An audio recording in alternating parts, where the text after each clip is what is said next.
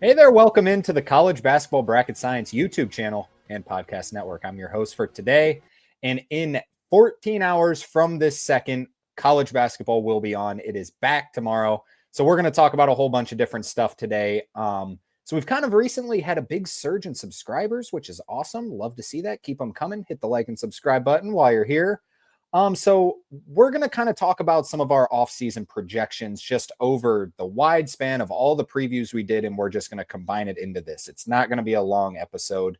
We're going to talk about, our rankings, which we changed. So if you're an old subscriber and you're like, I've already heard all this stuff, changed a bunch of the rankings, changed All-Americans, diving into a little bit of exhibition play, letting that influence a little bit, not a lot, just by looking at, and, opinions are constantly changing in the media. You see things, unfortunately, injuries happen. Some players get eligible, Tyon Grant Foster at Gonzaga.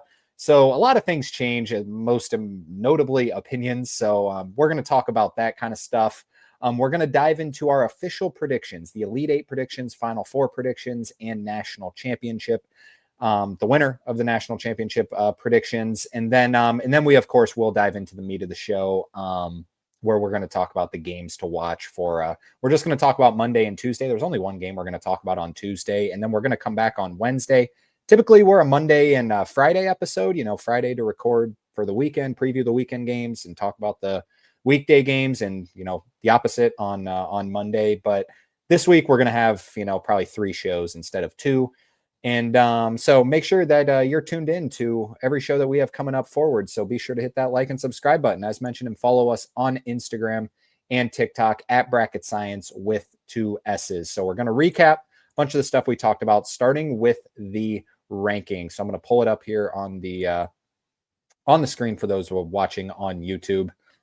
So our rankings, as you might note, changed a little bit. I'm just basically going to talk about some teams that are heating up in my opinion, and also in, some of the other media and, media personalities' opinions. Purdue and Houston are your, just safest pick as your number 1 and number 2, whichever order you have it in. No big deal. I have UConn at number 3. Now I will say these are the rankings I have going into the season, not at the end of the season where I expect them to be end of the season. This is going into the season where I project these teams. So, teams are obviously going to get better. Some teams are going to, kind of bottom out a little bit. I believe there's a stat where, like, in the top 12 of the AP poll, in like over 50% of the years, one team in the top 12 of the preseason AP poll misses the NCAA tournament, something like that, some sort of stat like that. So, yeah, take all of these with a grain of salt. But I did end up going with UConn at number 3. We'll talk about UConn here a little bit later as a, a little bit of a little deeper dive into them. I'm really in on this UConn team. A little bit worried about the health, but it seems Terrace Reed is going to be a game time decision for opening night, which they're not really, going to have any trouble on opening night. But I'm very bought in on this UConn team. I have them up at number 3. Have Florida at number 4. I did move Florida up. I believe I had them at 6. I now have them up at number 4. Kentucky at number 5. Same thing with a little bit of health concerns, but I think they're going to still be great. Duke, I underrated to start. I had them at number 10, I believe, in our first rankings. They're better than the 10th best team in the country, in my opinion. I'm not just saying that because Cam Boozer is going to be great. I think they have the pieces, and I think John Shire is an underrated coach. I got Texas Tech at 7, going to be a little bit of an unpopular choice there, but I love Grant McCasland. I love JT Toppin. Christian Anderson's going to be awesome. I expect LaJuan Watts to step into, the Darian Williams role and kind of fit right in. I think this team's going to be fantastic. I did move Michigan down a little bit concerned about the shooting. I know a lot of people are concerned about their shooting. Elliot Cadeau, Roddy Gale, and Namari Burnett be in the backcourt. Who's really going to make the shots? Burnett's a solid shooter. Gale, I like Roddy Gale. I know a lot of people don't like Roddy Gale. I'm not quite sure why. I think he's a solid player on both sides of the ball. No doubt this team's going to be fantastic defensively. What will they be offensively? We'll see. We know how good their front court's going to be. At number 9, I have BYU. Starting to cool just a hair on BYU. Incredibly talented. I just continue to, question a little bit about just how they're going to fit together. How is Richie Saunders going to, go with AJ Debansa and with Rob Wright? They got 3 guys who need the ball in their hands. How are they going to work that out? Is Richie Saunders just going to be a 3-point shooter this year? I hope not. He's too good to be that. I kind of hope they build the offense around him, but when you're paying AJ Debansa, whatever they're paying him, what it's been rumored like $7 million. I don't know if that's true or not, but maybe at least probably $4 or $5 million. when you're paying him that much kind of money, you're going to run your offense through him. Another roster construction thing, I'm just wait and see, is St. John's at number 10, probably the most talented team in the country outside of maybe Kentucky, one of the two. Just total talent on the roster. Now, how will it fit together? They don't really have a true point guard. We'll see. I got Arkansas at number 11. They're climbing up my boards because I think this team's going to be awesome. The more and more I think about it, I think this team's going to be great. I know some people have their concerns with John Calipari, and quite frankly, so do I. How will he get it together? But I think with this continuity factor, with Darius Acuff stepping in, I think this team's going to be awesome. I got UCLA at number 12. Think their backcourt's obviously going to be great with Donovan Dent, Sky Clark. Just a little bit concerned about the rim protection. Will it be Xavier Booker? Will it be Jamerson? We will see. Arizona, I have moved up to 13. I'm kind of just buying in on this team. I'm buying in on Tommy Lloyd. I can't wait to see Arizona take on Florida on opening night, which we'll preview here in a little bit. I'll try and get through these a little bit quicker. Louisville at number 14, just taking a little bit of a wait and see approach. I've said it for Louisville fans already on the show. If you get off to a slow start, don't get too far down. You got off to a slow start last year. Pat Kelsey got off to a slow start the year before at Charleston. A little bit notorious for slow starts. They might struggle to, kind of just, click at first with so many shooters, but they're going to make shots and they're going to be fantastic. They're going to beat some teams very badly that are, not up to their level. Next up is Tennessee. Taking a wait and see approach on Tennessee, just waiting to see how good Nate Amen is. I know Jacoby Gillespie's going to be awesome. I know Felix Akpar is going to be awesome. How will the pieces around them, will they have enough to, make another Elite Eight for the third straight year? Gonzaga up next at 16. This feels low to me, which is crazy because what are they ranked in the AP poll? 20th, 21st, something like that. But I think Gonzaga is going to be great. I think this is going to be the year where they get to the top of the sport again and are fighting for, a top couple seed in the NCAA tournament. Next up, Alabama and LeBaron Philon, who I am super high on. It was one of my hot takes that LeBaron Philon could be a first team All-American when all is said and done at the end of the year. With the system he's in, with his speed, with another year under his belt, developing a shot, he's going to be the guy and he's going to be great. Illinois up next at 18. This might seem low for some people because I believe they are. They're sixth at Ken Pom. I know they're going to score. I'm a little concerned about the defense, just nitpicking a little bit. Illinois and Alabama, I wonder if they play this year. I can't remember the complete non-conference, but that would be a fantastic matchup of just scoring the basketball with those systems. Just will either of those teams be able to guard anyone? That's the big question. And number 19 is Kansas. They might be higher on some people's lists for exhibition, beating Louisville at Louisville. However, take all the exhibition results with a little grain of salt. I do like this Kansas team. I think Bill Self is hungry. And Darren Peterson is awesome, so I think they're going to be just fine. Up next is Iowa State at number 20. Taman Lipsey and Josh Jefferson, Milan Momcilovic, all back from last year's team. Josh Jefferson's going to make a huge leap this upcoming season. Taman Lipsey is battling an injury. We'll see when he's ready. Hopefully it doesn't hurt him too much to start. I've heard he's probably going to be back by the Players Era Festival, and they're going to need him. Up next, San Diego State, Miles Byrd, Pharaoh Compton, Magoon Guath, Reese Waters, all back. Ton of continuity. Another year under Brian Dutcher. This defense is going to be fantastic. The offense is probably going to have to be top 40 or top 50 if this wants to be a, dark horse candidate to make the Final Four. Next up is Wisconsin. Wisconsin being underrated, in my opinion, by a lot of people coming into the season. John Blackwell is going to be great. Nick Boyd, speaking of San Diego State, transfers from San Diego State to run the point guard for Wisconsin this upcoming season. And Nolan Winters, the other one to know, played alongside Stephen Crowell last year, but they do lose him. They lose John Tanjay. I think they have enough pieces to fit in and be a top 25 team again. Next up at 24, I have NC State inside my top 25 right now. I really like what this roster.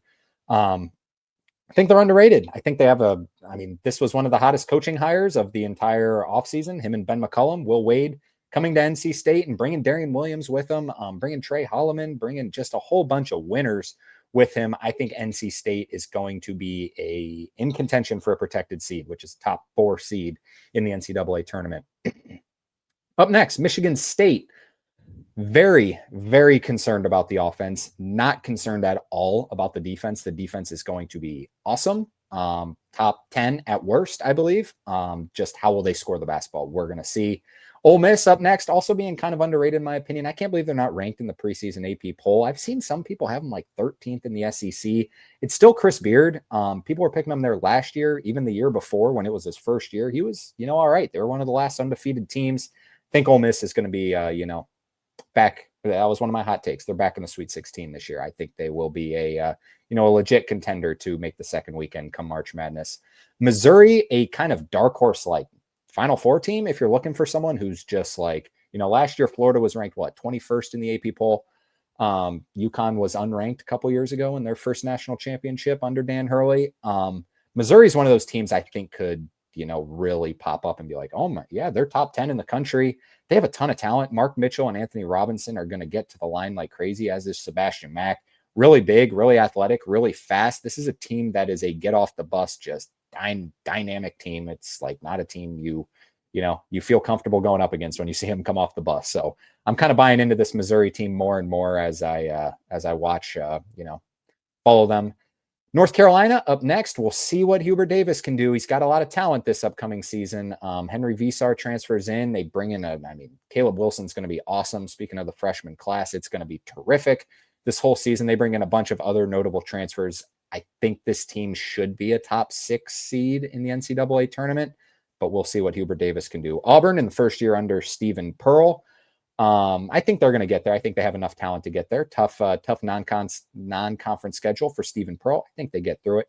I did end up ranking Creighton at 29. I didn't have them ranked, but after 28, I was kind of filling in the blanks. I ended up going with Creighton just because I think their offense is going to be so good, and I think McDermott's a fantastic coach. I think he'll be able to figure it out defensively to be a top 30 team. And then next up, I have Virginia. I think Virginia and Ryan Odom are going to take a huge step this upcoming season. For Virginia fans that are tired of the slow basketball played by Tony Bennett and then with Ron Sanchez last year, it's going to be a complete 180. This team's going to play fast. They're going to score the ball. It's going to be fun to watch. I think this team's going to be really good.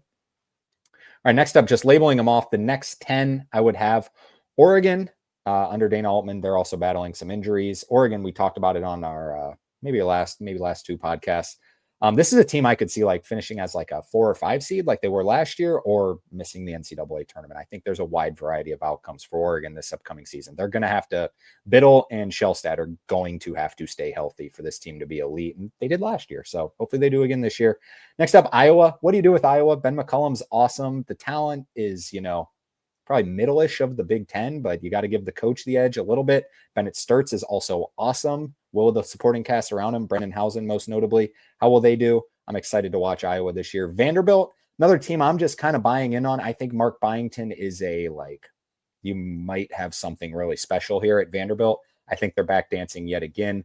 Ohio State, crazy talented roster. How will Jake Diebler do with them? We'll see. Oklahoma, just always in this kind of, Porter Moser range here. Then a couple of Big Ten schools. Indiana in year 1 under Darian DeVries. USC should have a much better year this year. And then Maryland under Buzz Williams has done nothing but win.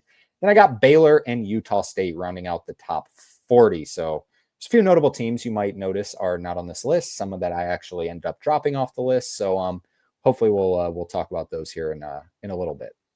All right, let's talk about our Elite 8 picks now. I know we're going straight from rankings to Elite 8 picks, and this is mostly, the rankings are mostly what I'm going to. It's just like the AP poll. You have the preseason AP poll, and then you go based off of that AP poll the rest of the season. This is going to be my AP poll. This is where I'm at, then this is where I'm going to base things off of. If Arizona or say Florida beats Arizona night 1, maybe Florida jumps UConn. Maybe they jump Houston and Purdue, depending on how great they look, how great Arizona looks. So this is kind of what just the starting rankings I'm going to base off of, which is why I did end up deciding to, make another post and go over them yet again. All right, next up, let's talk about our Elite 8 picks. Right here it is. Speaking of Arizona, I have Arizona getting to the Elite 8. I also have Duke. I have Texas Tech, Houston, UConn, Purdue. Houston and Purdue are just like what do you do with them? They're expected to be so good. They're just safe picks. As soft as it sounds, they're just safe picks. I'm going to go with UCLA. I think their rim protection problem might be a little matchup dependent in the NCAA tournament, but I think they got enough with Donovan Dent, and they're going to score the basketball. And we know Mick Cronin's a tremendous defensive coach. So as long as they can get some rim protection, get something out of Xavier Booker. Xavier Booker couldn't get on the floor for Michigan State, but I trust Mick Cronin. I trust the system. I think they'll get there. Then I am going with Arkansas. I think Arkansas is going to get there. They made the Sweet 16 last year. Should have made the Elite Eight. Ended up blowing that lead to Texas Tech, who I also have here. So I'm not going with any dark horses to make the Elite Eight, as fun as it would be to say, Southern Illinois or someone, or, someone VCU, someone in that aspect. I'm going with these, power schools, but I'm also not going with the top schools. I tried to mix up a little bit. I didn't go with, Kentucky is notably not on here. I didn't go with Florida, also notably not on here. So tried to switch it up a little bit, tried to get a little creative, but here's where I landed. Some teams I'm a little higher on than most. And how about the final 4 picks? What do we have here? Purdue, Houston, they're safe picks. What do you say? I know Purdue's offense is going to be fantastic. I know Houston's defense is going to be fantastic. They're 2 of the best coaches in the country. Then UConn, for those who have listened, I love UConn this upcoming season. I think their roster construction is phenomenal. And then Texas Tech, I have Grant McCasland getting there. I think JT Toppin is going to be top 3 player in the sport. And fun fact, I bet JT Toppin to win Player of the Year. I think the odds are right for him. Braden Smith's the heavy favorite, as he should be. Braden Smith's awesome. And then you got the freshman. I thought the odds were decent for JT Toppin, so I did take him because I'm buying in on this Texas Tech team. All right, how about the national champion pick? I'm going with UConn. I think UConn is going to be my team just kind of to start the season. We'll see how healthy they are. Terrace Reed, as we mentioned, Braylon Mullins is going to be out for a little while. However, Donovan Clingan got hurt a couple years ago in that dynamic, just unbelievable UConn team that ran through, the Big East, ran through the Big East tournament, ran through the NCAA tournament, one of the better teams we've seen in college basketball. Donovan Clingan got hurt for a period of that time, which brought in Samson Johnson to play a bunch of minutes, and Samson Johnson got better and the team got better. And then once Donovan Clingan came back, you're like, all right, this team's already awesome. And then you bring back Donovan Clingan. That's kind of what I'm just going for with this UConn team this year when Braylon Mullins comes back, because I think this is going to force, probably Jalen Stewart into the starting lineup. I think he's going to get better based on this. And then when you bring in such an elite scorer like Braylon Mullins, who isn't going to have, as much on his shoulders as Liam McNeely had last year, I like this team. I think the roster construction is fantastic. It reminds me of the team a couple years ago that ran through the NCAA tournament. I'm going with UConn. They're my pick for this upcoming season. All right. How about some All-Americans, first team All-Americans? To me, this is somewhat obvious. 4 of the 5 are pretty obvious. That is Braden Smith, Darren Peterson, Cam Boozer, and JT Toppin. To me, those are obvious. I'm going with Donovan Dent as the 5th All-American. You can throw a number of other people in here, AJ DeBanza. However, I'm a little worried about that BYU team. The more I think about it, the more sour I get a little bit, just with I love Richie Saunders. I think Richie Saunders is awesome, but they're going to have to share the wealth somehow. So that's why I ended up going with Donovan Dent. I could also see Yaxel Lendeborg on here. However, another sort of hot take of mine, I think UCLA, depending on the front court, now they're so completely different teams. I think UCLA might be better than Michigan this upcoming season. I think Michigan's defense is going to be so great and so stout. I don't know, just something about this UCLA team. I like how it fits outside of the rim protection, like I mentioned. So when UCLA plays Michigan, they might just get drilled in the front court, just drilled. Xavier Booker going up against, Yaxel and Morez Johnson and Ade Mara. Funny enough, I wish Ade Mara, I wish Mick Cronin maybe just would have treated Ade Mara a little better. I don't know the whole situation there, why Ade Mara didn't play that much for Mick Cronin at UCLA, but he transfers to Michigan. He's going to be a tremendous impact player. If UCLA had him, I'd be like, whew, this might be a top 5 team going into the season, but it's just that front court situation. But I think Donovan Dent's going to be awesome and have a legit chance for, National Player of the Year and the Big Ten Player of the Year. It's going to be really fun race, in my opinion, for Donovan Dent and Braden Smith. We'll see just how good the teams are and just how good the individual players are. All right, how about let's talk about some games to watch for this upcoming 2 days. All right, so notice I don't have the field of 68 games on here. That'll be in the next graphic. We'll get to that. For those, shouting, there's an 8 o'clock a.m. game. I know, it's awesome. We'll talk about them here in a second. But let's start with, just the other games outside of that. Or, let's go all out of order. Let's go back to the field of 68 games. So starting at 8 a.m. Eastern time, which is just awesome. Winthrop versus Queens. Now this game, Winthrop is hosting this. It's in this is a home game for Winthrop. Winthrop's favored by 4.5 in the game. We'll talk about that one here in a second in our best bets segment. So we'll talk about that here in a second. Queens has been growing as a program. Winthrop always steady and solid. Had Chandler Vaudrin there a couple years ago, who ended up going to, almost made the NBA. I don't know if he ever got minutes in the NBA, but good program. Nonetheless. And my favorite game of the Field of 68 opening day marathon is St. Bonaventure versus Bradley. Some people might be like, why is this such a good game? Bradley's been dominant in the MVC the past couple of years. They haven't made the NCAA tournament, which is the big thing. They got a decent shot to do it this year. We'll see what they can do. And then St. Bonaventure, always good.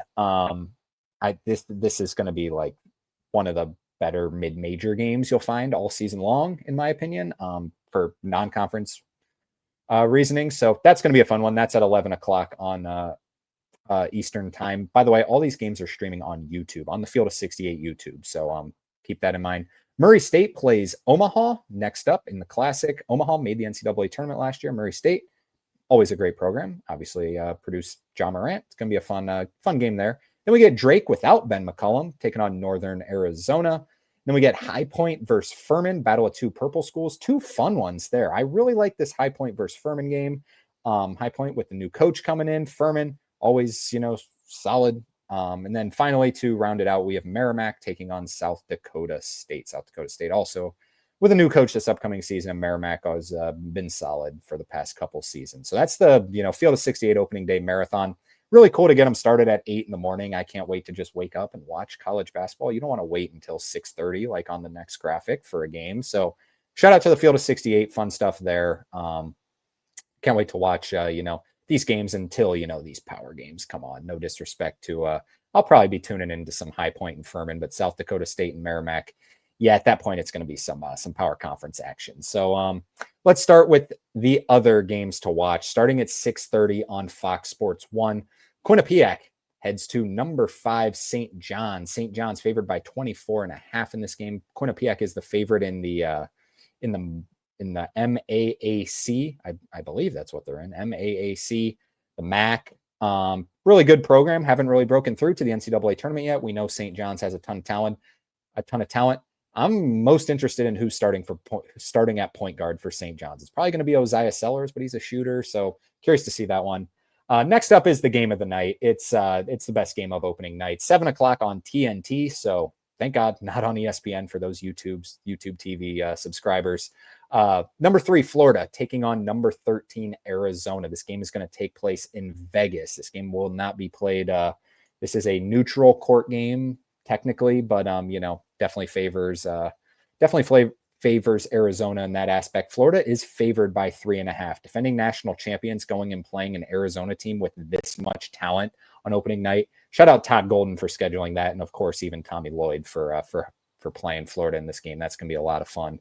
At 7 o'clock on the SEC network, so hopefully you got ESPN Plus, because we'll see what ESPN is going to be like for YouTube TV. Hopefully it is settled.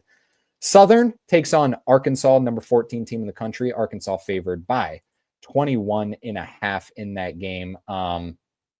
Very curious to see just how dominant Darius Acuff looks in this game against Southern. Southern's a good program in their own right. They're not a bad program at all. They're always a contender in the SWAC. Probably even the best program in the SWAC, but I think Arkansas is just going to be incredibly, incredibly fun to watch this upcoming season. One of my probably go-to teams to just watch fun college basketball, because they are all so athletic. They're going to have a bunch of continuity. I know the big question is John Calipari, but I think they're going to do it. I think this team's going to be great. That's a fun matchup. One of the better teams in the SWAC taking on Arkansas.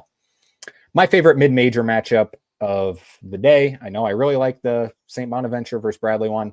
It is this one, though. It's 7 o'clock on ESPN Plus. James Madison taking on Akron. This game is a true home game, which I like a little bit better. So it's at Akron. Akron's favored by 7.5 in this game. We will talk about this game here in a little bit in our best bet segment. I do have a best bet for this game, but Akron the favorite to win the MAC. James Madison the favorite to win the Sun Belt, I believe. Yeah, where am I going at here? The Sun Belt. And it's going to be a really fun matchup. Two mid-major teams that could end up being, 12 through 14 seeds come tournament time. Another one is Arkansas State taking on Ohio. This game's at Ohio. Ohio's favored by 4.5 in this game. This one's also at 7 o'clock on ESPN Plus. Arkansas State, steady program, losing their coach, but we'll see what they can be this year. And Ohio should also compete in the MAC this upcoming season. The Sun Belt MAC Challenge. Cool to do this on opening night, get some good mid-major matchups. Troy is also playing Kent State. We'll talk about that game here in a little bit. So, a lot of fun there. Next up at 8 o'clock on the CBS Sports Network, Lehigh, the old CJ McCollum stomping grounds, takes on number 2 Houston. Just threw this on the list because I want to watch Houston. I want to see exactly how these freshmen are playing against the Lehigh team. They're favored by 35.5, so it's going to be a blowout. But Lehigh is not as good as they used to be, obviously, without CJ McCollum. But just want to see this Houston team and how good they do. Should mention as well, Colgate is playing Michigan State. The reason I didn't put this on the list is because it's on Big Ten Plus. So it's sort of a game to watch. It's a game to, watch on your phone, I guess. Watch, on the ESPN app or on the CBS Sports app. But it's on Big Ten Plus. I hate Big Ten Plus. I'm not subscribing to that for any of these. I subscribe to everything. I'm not going to do it with Big Ten Plus. I'm tired of it. We're not bringing back the Pac-12 network, that kind of stuff. Anyways, next up, the second best game of the night at 9:30 on TNT, also in Vegas, the nightcap game. Villanova under Kevin Willard this season, taking on number 8 BYU and AJ DeBanza, Richie Saunders, Rob Wright. Cannot wait to see how this team fits. Will it work? They're so talented. It's not going to fail. They're not going to be like Rutgers last year, but can they be a team? They have top 5 expectations. This team believes, I know people at BYU and their fan base, they have a tremendous fan base. They believe that this should be a national championship contender team. Can they be that, or will they just be a team with a lot of talent? I can't wait to watch it. They're favored by 7.5 in that game. Then a really sneaky good game. If you're up to staying up late, it's halftime of the Villanova BYU game, and you're like, man, I'm just craving more hoops. AJ DeBanza just, had a solid first half.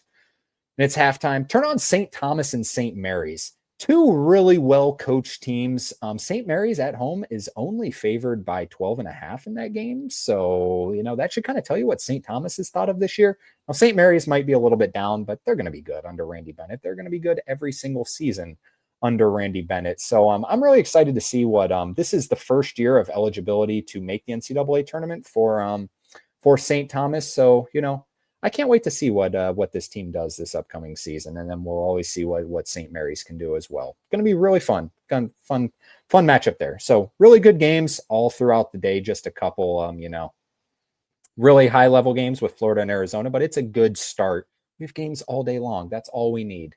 And then we have just one game to talk about on Tuesday. It's going to be this one here. I know, what a pretty graphic. It's just screenshotted from the ESPN app. So shout out to them. Texas taking on Duke. Duke is favored by 7.5 in this game. This game is taking place. Let me double check where this game's taking place. This game's taking place in Charlotte, so it's a home advantage for Duke. Favored by 7.5. I notice Texas wasn't on my rankings. We'll talk about this game here in a second on our best bets. Let's talk about our best bets without further ado. Here's what I got right here. I'm not trying to get too greedy with it. I don't want to, I don't want to force the issue too early in the season because we don't really know how these teams are going to look. However, just based off history, based off, maybe even a little bit of some KenPom stats, this is what I ended up landing on with some of the best bets to look at for this upcoming season. So, or for this upcoming 2 days. So starting with James Madison plus 7.5 against Akron. That's too many points in my opinion. I've been talking up James Madison all preseason. I think this team's going to be really good under Preston Spradlin. They have a bunch of high major talent on this team. Akron's really good in their own right, but 7.5, that's too many points. I know it's an away game opening night. I think this is going to be a coin flip game for who wins the game. I'm taking James Madison plus the 7.5. Next up is Xavier taking on Marist. This game is getting played at Xavier, and they're favored by 11.5 over Marist. I don't know about that one. KenPom's got it 16. Xavier favored by 16. I like Marist, but they're in the MAAC. I don't mean to be disrespectful, but an MAAC team playing at a Big East team should never be an underdog by just 11.5. I think Xavier's kind of got something to prove. There's been a lot of talk in the media that this team's just not going to be very good, and I don't think they're going to be awesome, but it's still Xavier. It's still a power conference school. It's still Richard Pitino taking on a Marist team. 11.5. It's 16 at Ken Pom. That's 11.5 is not enough. I think Xavier beats them by more than 12. I'm taking Xavier in that one. Then I'm going with Kent State money line against Troy. Troy got a lot of hype last year, and they were a good team. They ended up 13 seed, 14 seed, I think a 13 seed. Maybe 14 seed. I think they might have lost to Kentucky. I can't quite remember, but they made the NCAA tournament last year. I don't think this team's going to be as good as last year's team, and I do think Kent State's going to be much improved this upcoming season. You can probably find them on the money line about -125 to -130. The spread is 2.5 Kent State, but I'm just taking them on the money line because I do think they're going to win this game. This game is played at Kent State as well. It's going to be a fun matchup, but I think Kent State's got enough good fan base there as well to bring home the victory. And then why wouldn't we start the season? It's an 8 a.m. tip. Let's get the juices flowing that early in the morning. 8 a.m. Winthrop -4.5 versus Queens. Winthrop's a good program. They're always solid. They're on their home court. 4.5. They don't want to lose, the Field of 68 opening day marathon. First game on their home court. 4.5. I don't think that's enough. Queens, I like Queens. However, I don't think on a neutral court, if it was 4.5, I would still consider taking Winthrop, especially it being on a home court. I'm taking Winthrop minus the 4.5 in that game. And then on Tuesday, Duke -7.5 versus Texas. Just a little bit of both feelings towards both teams. I think Duke's going to be better than we think. It's going to be, basically a semi-home game. They're a little bit underrated, in my opinion, going into the season. I still think they're going to be really good. And I don't think Texas is going to be that good this year, quite frankly. They have a bunch of talent. I think it's going to be a next year thing where Sean Miller brings his guys in, because I just don't like the duo of Jordan Pope is a tremendous player on his individual, in his as an individual player, he's really good, as is Tremont Mark, but there's a lot of guys that need the ball in their hand on this team. I'm taking Duke. I think Duke beats them badly. I think Duke beats them by like 15 plus, honestly. I think Duke's going to, come out with something to prove. They always come out and, play really hot. They play up immediately under John Shire. That's kind of been a thing. I know they lost to Kentucky last year, but they came out in that game and were like blazing hot. And then kind of, Kentucky got blazing hot as well and ended up beating them. But I think Texas is a lot lesser of an opponent than Kentucky was last year. No disrespect to Texas. Texas doing really well in football. You got things, and you should be expecting to make the NCAA tournament. I'm just a little lower. I think Duke beats up on them pretty badly. I'm going to take Duke -7.5 in that game. All right, that's going to do it. Hopefully the bets all hit for everyone. It's, it's always exciting, especially when you get to wake up at 8 a.m. So just a full disclaimer, I did mention on a previous show that I'm like a little uncomfortable with trying to, we're adding in this betting segment this upcoming season. Only gamble what you can lose. Obviously, don't rely on one day where it's like, yeah, this first day, oh, he went 2 and 3. Like, don't just do it for one day. It's a whole process. Gambling is all over the place. So it's just looking to be positive over the entire season. Only do it for fun. Don't do it and get mad if it's not like making a profit on one day, because you got to do it for more than one day for it to, eventually all the numbers to line up. So if you're not comfortable with the betting aspect, fully okay with it, just listen to, some predictions for the games, because quite frankly, I'm a little uncomfortable with it, but we're going to get through it and we're going to talk more betting this upcoming season.